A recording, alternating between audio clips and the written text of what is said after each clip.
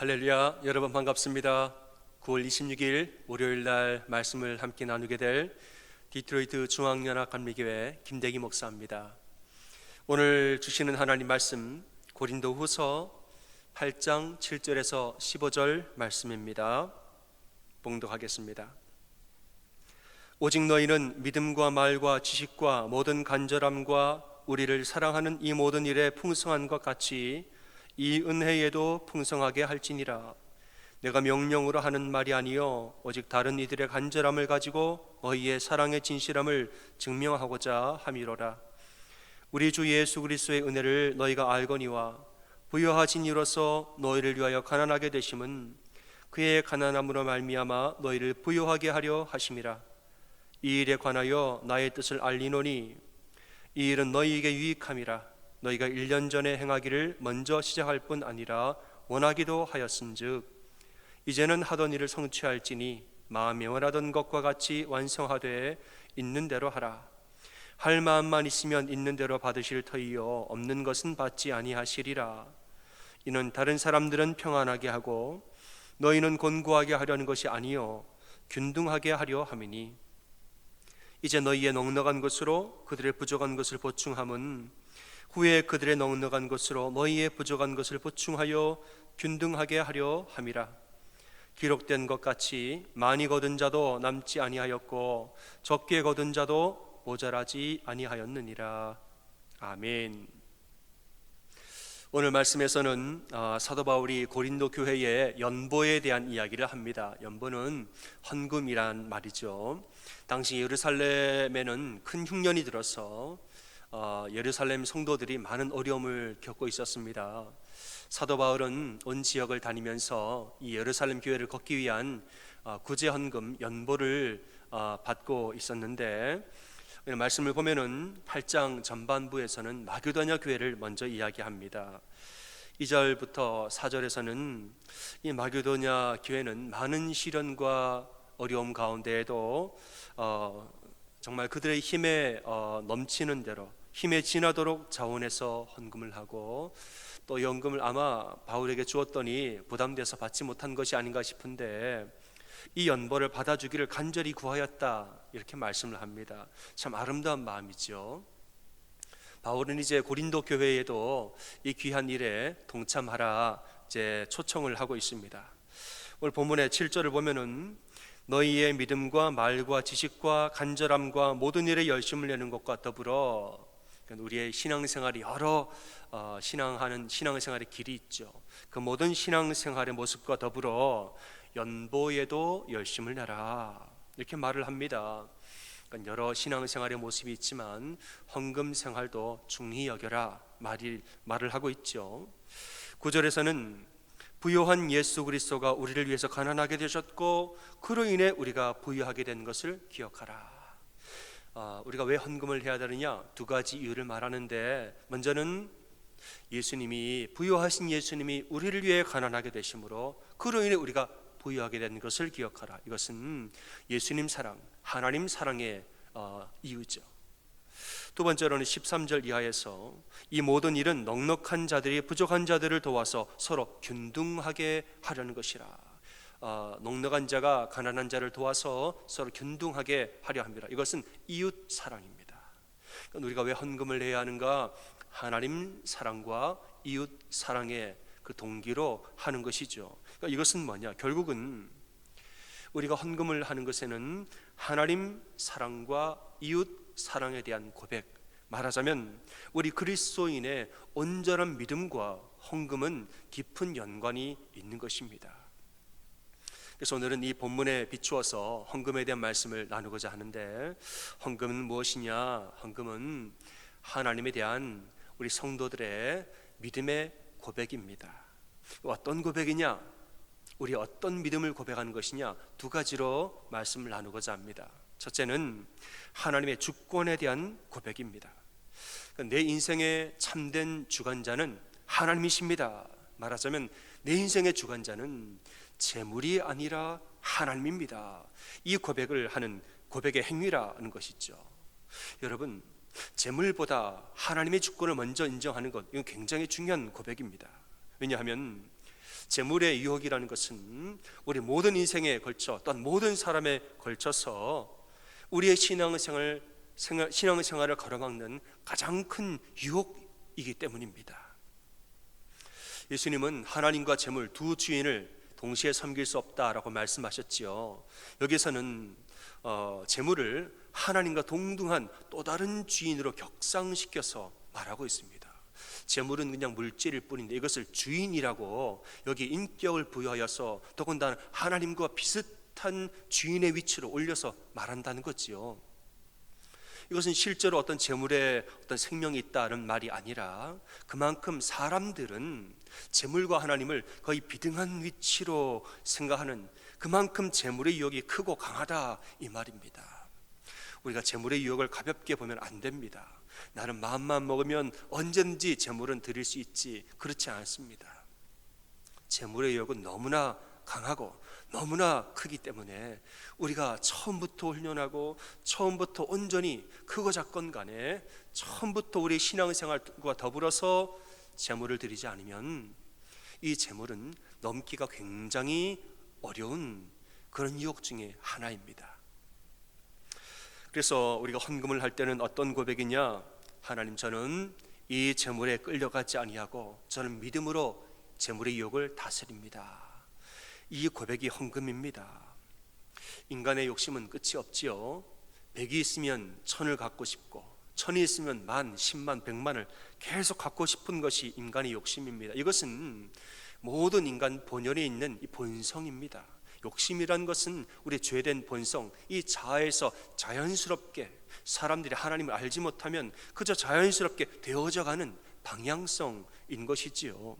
그래서 이 욕심을, 인간적인 본연의 본성을, 이 욕심의 본성을 다스리지 아니하면 우린 재물을 주인처럼 모시게 됩니다. 재물을 주인처럼 모신다, 다른 말로 우리 평생에 우리의 모든 관심사가 무엇을 먹을까, 무엇을 마실까, 무엇을 입을까, 이것만 고민하고 사는 인생 된다 이 말입니다. 예수님은 이것을 일컬어서 이방인들, 하나님을 모르는 이방인들이 구하는 그런 기도 제목이다라고 말합니다. 이방인들은 어떻게 사느냐? 그들의 신은 배요 이랬습니다. 그들의 신은 배요, 땅의 일을 생각하는 자노라 말했습니다. 하나님 모르는 사람들은 먹고 사는 문제를 신처럼 떠받듭니다. 그들의 신, 그들의 갓은 배요, 먹고 산 이 배, 스토먹이라는 말입니다. 평생 동안 먹고 사는 문제를 인생의 최대의 관심사로 신처럼 떠받들고 사는 것이 하나님 모르는 이방인들의 삶입니다. 여러분, 신앙생활 할 때 우리가 자칫 잘못하는 순간, 나도 모르는 사이에 그냥 아무리 우리가 하나님 믿는 성도라 할지라도 자칫 잘못하는 사이에 하나님과 재물 우선순위를 바꾸어 버리는 경우가 허다하게 많습니다. 나는 하나님이 우선순위, 당연히 그런 줄 알았는데 어느 순간 바쁘게 살다 보니까, 어느 순간 먹고 사는데 너무너무 신경을 쓰다 보니까 나는 여전히 하나님 우선순위입니다 라고 말하지만 사는 모습을 보면 결국엔 재물을 우선에 두고 사는 경우가 우리는 허다하게 많은 것을 봅니다. 헌금이라는 것은 무엇이냐? 이런 유혹을 끊고, 이런 유혹을 절연히 끊고, 하나님, 내 인생의 우선순위는 재물이 아니라 오직 하나님 한 분밖에 없습니다. 하나님의 주권과 하나님의 모든 인도하심과 하나님의 주관성을 인정하는 것이, 그것이 바로 헌금이라 이 말입니다. 무엇을 먹을까, 무엇을 입을까, 이것만 고민하면서 사는 자 아니라 먼저 그의 나라와 그의 의를 구하는 자, 이렇게 내가 살아갈 때 하나님이 모든 것을 더하실 줄로 나는 믿습니다. 그래서 재물보다 하나님을 반드시 우선순위에 놓겠습니다라는 결단, 이것이 우리가 드리는 헌금인 것입니다. 여러분, 우리 이민생활 하시는 분들 얼마나 힘들게 사시고 직장과 사업장에서 얼마나 고생하면서 얼마나 열심히 사시면서 재정생활을 하십니까? 특별히 몇 년간의 이 팬데믹의 어려움을 지나면서 참 먹고 사는 문제가 얼마나 우리의 마음을 아프게 하는가 참 우리는 보게 됩니다. 또 앞으로 다가올 경기 침체에 대한 소식을 들으면서 우리의 마음에 얼마나 고민이 될까, 그런 마음을 우리가 많이 갖게 됐죠. 여러분, 요즘 같아서는 먹고 사는 문제가 정말 우리의 피부에 와닿는 것이 사실입니다. 그건 맞습니다. 하지만 여러분, 그럴수록 우리의 모든 시선이 정말 이 먹고 사는 문제에만 고정이 되면 우리는 절대로 하나님 역사를 볼 수가 없습니다. 여러분, 지난 날을 한번 돌아보시기를 바랍니다. 낯선 미국 땅에 여러분 이민 오시고 혹은 태어나시고 이 땅에 미국에 살면서 여러분 정말 막막할 때가 많으셨지요. 인간적으로는 막막해서 난 앞으로 어떻게 해야 되나 막막할 때가 얼마나 많았습니까? 그런데 지금 와서 뒤돌아보면 그때마다 길을 열어주시고 그때마다 우리를 다시 세워주시고 그때마다 앞으로 나아가게 도와주신 분이 누굽니까? 그건 다름 아닌 하나님이십니다. 우리는 그 믿음이 있는 사람이고 그 경험과 그 간증이 다 우리에게 있는 사람들입니다. 지난날의 수많은 위기와 수많은 어려움 가운데서도 결국엔 우리를 지켜주고 인도하시사 여기까지 오게 하신 하나님이시라면 앞으로의 우리 모든 날도, 앞으로의 팬데믹과 경기 침체와 그 어떠한 위기와 고난이 앞으로 우리에게 온다 할지라도 내 모든 인생은 하나님 손에 있다는 사실 또한 믿고 사는 그런 여러분이 되시기를 바랍니다. 여러분, 앞으로 여러 가지 위기가 어떤 일이 있을지 우리로서는 미래를 장담할 수 없습니다. 다만 인류 역사를 돌아보면 과거에 있었던 모든 일들이 반복해서 일어나지 우리가 사람으로서 도저히 감당할 수 없는 그런 일들은 일어나지 아니합니다. 하나님이 시험 당할 쯤에 또한 피할 길을 내사 능히 감당케 하시느니라 말씀하셨습니다. 과거에 하나님이 고난과 노리를 건지셨다면 미래에도 어떤 고난이 올지라도 하나님 우리를 분명히 건지십니다. 우리 이런 믿음이 있을진데 우리 인생의 주관자는 절대로 재물이 아닙니다. 과거에도 현재도 미래에도 우리 인생의 주관자는, 모든 인생의 주권은 오직 하나님께 있다는 사실을 여러분 반드시 고백하는 그런 성도가 되시기를 바랍니다. 헌금은 무엇이냐? 바로 이런 하나님의 주권과 내 인생의 주관자는 재물이 아니라 하나님입니다. 이걸 고백하는 고백의 행위가 바로 헌금입니다. 두 번째로 헌금은 어떤 고백이냐? 모든 것은 내가 아니라 하나님이 하셨습니다 라는 고백입니다. 이 모든 것은 내가 한 것이 아니라 하나님이 하셨습니다. 이 고백이 헌금이라는 것이죠. 물론 여러분, 우리가 돈을 버는 주체는 우리죠. 우리가 일하고 우리가 열심히 노동을 하고 열심히 수고해서 우리가 땀을 흘려서 우리가 돈을 법니다. 하지만 그 모든 것을 허락하신 분은 하나님이신 줄로 분명히 믿으시길 바랍니다. 손으로 직접적으로 내 눈에 보이기에는 내가 일해서 내가 돈을 벌지만 믿음의 눈을 들어서 바라보면 모든 것을 허락하시는 분은 하나님이십니다. 보이지 아니하는 하나님의 모든 은혜의 날개가 우리를 덮어서 인도하고 계시는 것입니다. 이거는 믿음의 눈을 들어서 보는 사람은 보이지, 땅만 보고 세상만 바라보는 사람은 보이지 아니합니다. 땅만 보고 세상만 보는 사람들은 전부 다 내가 했다고 말합니다. 내가 했다는 거예요. 내 눈에는 내 손만 보였다는 거지요. 내 눈에는 내 땀만 보였다는 것이지요. 그래서 이 사람들은 다 내가 했다라고 말합니다. 그래서 어려운 일을 당할 때에도 내 힘으로 다 하려고 합니다. 고난과 사업에 막히는 어려움과 건강의 문제와 여러 어떤 일을 당하여도 내 힘으로만 다 하려 하고 세상의 방법으로만 하려고 합니다. 그래서 내 힘을 벗어나고 세상의 힘을 벗어난 일을 당할 때에는 이 사람들은 좌절밖에 할 것이 없습니다. 이 사람들은 낙담을 하거나 혹은 세상을 원망하는 일밖에는, 저주하거나 원망하거나 낙담하는 일밖에는 그들에게 남지 않은 것입니다. 하지만은 하늘을 바라보고 하나님을 바라볼 줄 아는 사람들은 내가 아니라 하나님이 하셨다라고 고백합니다. 내가 산을 향하여 눈을 들리라. 나의 도움이 어디서 올까? 이 도움이 어디서 오는가? 누가 하셨는가? 가만히 바라봤더니 나의 모든 도움은 천지를 지으신 여호와에게서로다. 이 고백을 할 줄 알고 이걸 바라볼 줄 아는 사람이라 이 말입니다. 여러분, 땅만 바라보다가 은혜를 받아서 고개를 들어서 하늘을 바라볼 줄 아는 사람들은 모든 도움은 천지를 지으신 여호와에게서 온다는 사실을 분명히 믿습니다. 그래서 이 사람들은 고난을 당할 때 내 힘으로 고난을 이기지 아니하고 전능하신 하나님을 의지하여서 고난을 이기는 것입니다. 내 힘으로 인생을 살지 아니하고 우리 하나님을 힘입어 하나님 능력을 힘입어서 사는 것입니다. 나는 질그릇임을 이 사람들은 인정합니다. 우리 성도들은 나는 질그릇이라고 인정합니다. 질그릇이라고 해서 기분 나쁘지 않아요. 맞습니다. 저는 질그릇이죠. 그러나 나는 그냥 질그릇이 아니라 보배로운 하나님을 담고 있는 질그릇입니다.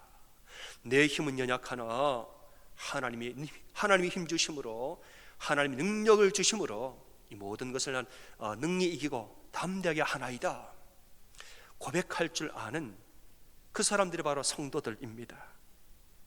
그래서 이 사람들은 모든 이 재물을 바라볼 때 관점이 다른 거죠. 땅만 보는 사람들은 내가 번 돈 내 마음대로 쓰는데 무슨 상관이냐 말합니다. 내가 벌어서 내 마음대로 쓰는데 무슨 상관이냐. 그러나 하늘을 바라보는 사람은 하나님이 주신 재물이니 하나님 뜻대로 쓰겠나이다, 이렇게 고백을 합니다. 제가 처음에 교회 나갔을 때 저는 헌금을 물론 여러 가지 통로를 통해 배웠지만 제가 크게 감명을 받은 것은 제 본교회 어느 장로님의 고백을 듣고 간증을 듣고 제가 헌금을 배웠습니다. 이분이 이제 당시에 오래전 이야기지만 건축업을 하시는 분이셨습니다. 하나님이 복을 주사 건축 사업이 점점 커져서 많이 이제 버셨습니다. 근데 사업이 점점 크고 수입이 많아지는데 이분이 그 와중에서도 수입의 10분의 1, 11조를 정확하게 하나님께 올려드렸습니다. 액수가 점점 커졌던 거죠. 눈덩이처럼 11조가 불어났습니다. 주변에 같이 일하시는 이 예수님 안 믿는 동료들이 한마디씩 신앙하면서 했다는 거예요. 말하기를, 이제 친구니까, 야, 너는 그 큰 돈을 뭐하러 교회에다 갖다 바치느냐, 한마디씩 다 했다는 거예요. 이 장로님 이렇게 대답을 했다는 것이죠. 이 양반들아, 내가 아무리 헌금을 많이 한다 한들 자네들 하루 술값, 하루 접대비보다 적네. 나는 술 마시고 접대하는 아무것도 하지 않지만 하나님이 다 채워주시고 하나님이 다 인도하시네, 이렇게 대답을 했다는 거예요. 저는 이 고백을 들으면서 저거구나, 내가 하는 게 아니라 하나님이 하셨다고 고백하는 게 그게 헌금이구나, 저는 그걸 배웠습니다. 이분이 만약에 인생의 도움이 땅에서만 오는 줄 알았다면 이번 사업을 하는 동안에 술값 내고 접대비 하면서 계속 이런 것에 돈을 썼을 것입니다. 그 과정에서 다 망가지죠. 누가 망가지느냐? 먼저는 나 자신이 망가집니다. 술하고 접대하면서 나 자신이 망가지고, 그다음 그 사람들이 망가지고, 가정들이 망가지고, 사회가 망가지는 것입니다. 하지만 나의 모든 도움 하나님에게서 온 것을 믿으니까 먼저는 자기의 믿음이 온전히 서고, 우리의 가정이 온전히 서고, 그 다음에 교회가 온전히 서고, 그 다음에 드려진 헌금이 흘러가서 어려운 것을 돕고 어두운 것을 비추고 사회가 살아나는 것입니다. 사랑하는 여러분, 헌금은 신앙 고백입니다. 헌금은 우리가 조금 생각을 달리할 것은, 헌금은 내가 복을 더 많이 받으려고 드리는 투자가 아닙니다. 하나님, 내가 복을 더 많이 받으려고 지금 이 재물을 드립니다. 재물이라는 의미에서 우리가 생각을 조금 더 달리할 필요가 있습니다. 진정한 재물은, 하나님께 드릴 가장 좋은 재물은 뭐냐? 나 자신입니다. 나 자체가 거룩한 산재물이 되어서 나 자신을 제물로 드리는 것이 하나님이 가장 기뻐하시는 제물이죠. 그럼 헌금은 무엇이냐? 헌금은 우리의 신앙 고백입니다. 나 자신이 제물이 되겠습니다 하는 신앙의 고백입니다. 고백이라 함은 어느 누구가 함부로 해라 마라 강요할 문제가 아니라는 거예요. 고백은 스스로 할 때 좋은 것이지, 누가 강제로 시키면 강제로 하는 것이죠. 그런 의미에서 이 헌금은 누가 해라 마라 강요할 문제는 당연히 아닙니다. 하지만 하나님은 우리가 자발적으로 이 고백을 하기를 원하십니다. 하나님은 우리가 자발적으로 이 신앙의 고백을 하기를 원하십니다. 왜냐? 이 고백을 통하여서 하나님과 우리의 관계가 훨씬 더 친밀해지기 때문입니다. 인생의 가장 큰 유혹이라고 말한 이 재물을 넘어서서 나는 재물까지 내려놓고 하나님 앞에 나아갑니다 말할 때에는 하나님과 나 사이에 매우 중요한 장벽이 사라지면서 정말 친밀한 관계가 되어지는 것이죠. 이게 자발적인 고백에서 나오는 은혜인 것입니다. 하나님과의 관계에 친밀해진다고 뭐가 대단히 좋아지는가? 좋아지지요. 하나님과 나와 친밀해지는 것, 이 친밀도가 높아지는 것, 내가 그가 내 안에 거하는 것이야말로 우리 인생의 가장 큰 복입니다. 여러분, 우리 인생에서 가장 큰 선물은 뭐냐? 하나님과 동행하는 것이에요. 하나님과 더 가까이 지내고 더 깊이 하나님과 교통하고 하나님과 더 깊이 마음을 나누면서 내가 그가 내 안에 거하는 것, 이것만큼 더 큰 복은 우리 인생에 없습니다. 왜냐? 우리 하나님은 전능하신 창조주 하나님이시라.